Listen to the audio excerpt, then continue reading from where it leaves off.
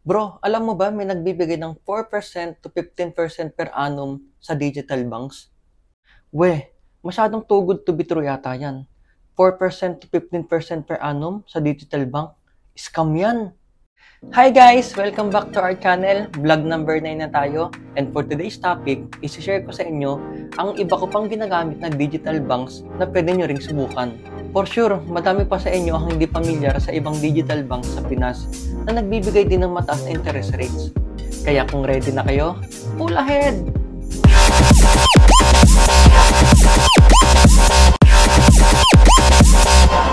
Like and subscribe.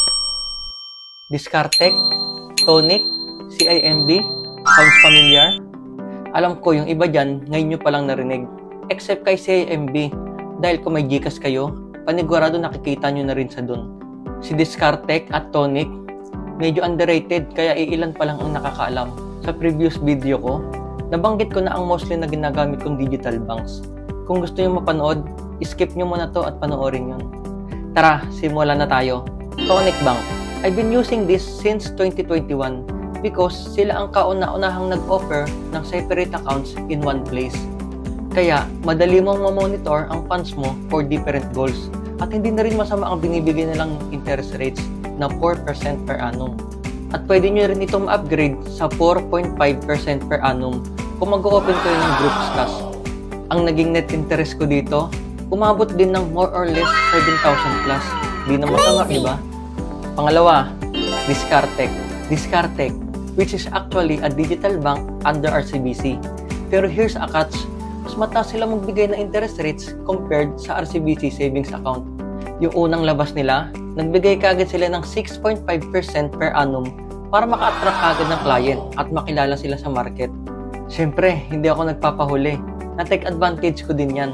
But sadly, after a year, from 6.5% per annum down to 4.88% per annum na lang. But still, competitive pa rin naman ang interest rates nila.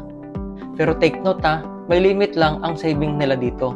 49,700 lang ang max nila. Pag lumagpas ka dyan, hindi ka na makaka-receive ng interest sa kanila. Kaya bago ka palang umabot dyan, i-transfer mo na kagad sa ibang digital banks mo ang funds mo para continuous pa rin ang marireceive mong interest monthly. So far, ito na ang nareceive mong net interest sa kanila. Hindi naman kalakihan, pero pwede na. Finally, CIMB, 15% per annum. Grabe tong promo nila. Matagal ko na rin ginagamit to at madalas may mga promo silang ganito. Oo nga pala, 15 days na lang until promo ends. Kaya makakahabol ka pa.